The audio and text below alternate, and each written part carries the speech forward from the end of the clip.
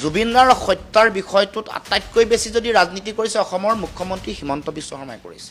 জুবিনদাৰ ন্যায় তেওঁলোকে নিদিলে নিৰ্বাচনত তেওঁলোকক ভোট দিব নালাগে বুলি কৈছিলে। জুবিনদাক ন্যায় দিয়া নাই, যদিও জুবিনদাৰ ন্যায়ৰ লগত ভোটৰ সম্পৰ্ক নাই, কিন্তু মুখ্যমন্ত্ৰীয়ে এইটো এটা ৰাজনীতিকৰণ কৰিছিল। এতিয়া কিন্তু ন্যায় দিব পৰা নাই। তেওঁলোকে ন্যায় নিদি তেওঁলোকে গোটেই বিষয়টো তেওঁলোকে লুকুৱাই ৰাখিবৰ কাৰণে তেওঁলোকে এই বিষয়টো ঢাকি ৰাখিবৰ কাৰণে তেওঁলোকে চেষ্টা কৰিছে। আজি তেওঁলোকে ফাষ্ট ট্ৰেক কোৰ্টৰ সিদ্ধান্ত কেবিনেটত লোৱা 13 দিন অতিক্ৰম কৰিলে। গতিকে এতিয়ালৈকে তেওঁলোকে এই কাম নকৰে, কাৰণ নিৰ্বাচনৰ হয়তো 2-3 দিন, আজি অধিসূচনা জাৰি হ'ব 15 বা 17 তাৰিখৰ ভিতৰত। তাৰ আগত ফাষ্ট ট্ৰেক কোৰ্ট বনাই দিব পাৰে, কাৰণ ইম'শ্যনটো ল'বৰ কাৰণে। এই গোটেই কথাটোত জুবিনদাৰ হত্যাৰ বিষয়টোত আটাইতকৈ বেছি যদি ৰাজনীতি কৰিছে অসমৰ মুখ্যমন্ত্ৰী হিমন্ত বিশ্ব শৰ্মাই কৰিছে। এইটোৱে প্ৰমাণ কৰিছে যে জুবিনদাক তেওঁলোকে ন্যায় দিয়া বিষয়টোত জুবিনদাৰ হত্যাৰ ন্যায় তেওঁলোকে নিদিয়ে।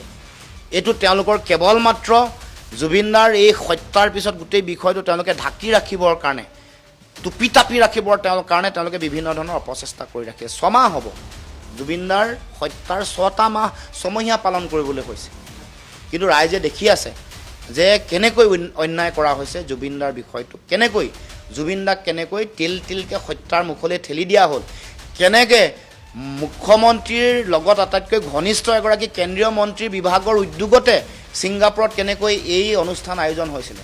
গতিকে তেওঁলোকে পাকে প্ৰকাৰে জুবিনদাৰ আমি যে এই যে এগৰাকী এটা সত্তা আমি আমাৰ মাজৰ পৰা হেৰাই পালোঁ, আমাৰ জাতীয় মহানায়ক বুলি যাক কৈছোঁ, সেইগৰাকী আমাৰ মাজৰ পৰা আঁতৰি যাব লগা হোৱাৰ কথাত যে তেওঁলোকো জগৰীয়া, এই কথাবোৰ লুকুৱাই ৰাখিব বিচাৰিছে। কিন্তু ৰাইজে সেইকাৰণে নিৰ্বাচনৰ আগত যিটো আশীৰ্বাদ যাত্ৰা কৰিছে তাত বিষয়বোৰ পুনৰুত্থাপন হৈছে, আৰু নিৰ্বাচনৰ দিন যিমান বাঢ়িব প্ৰতিখন নিৰ্বাচনৰ সভাত এই বিষয়বোৰ উত্থাপন হ'ব, আৰু মানুহে ন্যায় বিচাৰিব। জুবিনদাৰ ন্যায় নোপোৱালৈকে জনগণ ক্ষান্ত নাথাকে।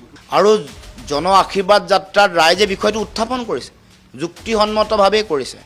মানুহে দেখা পাইছে যে ৰৈ বিনালে চাবলৈ মুখ্যমন্ত্ৰীৰ সময় নাই, মুখ্যমন্ত্ৰীৰ পত্নীৰ সময় নাই।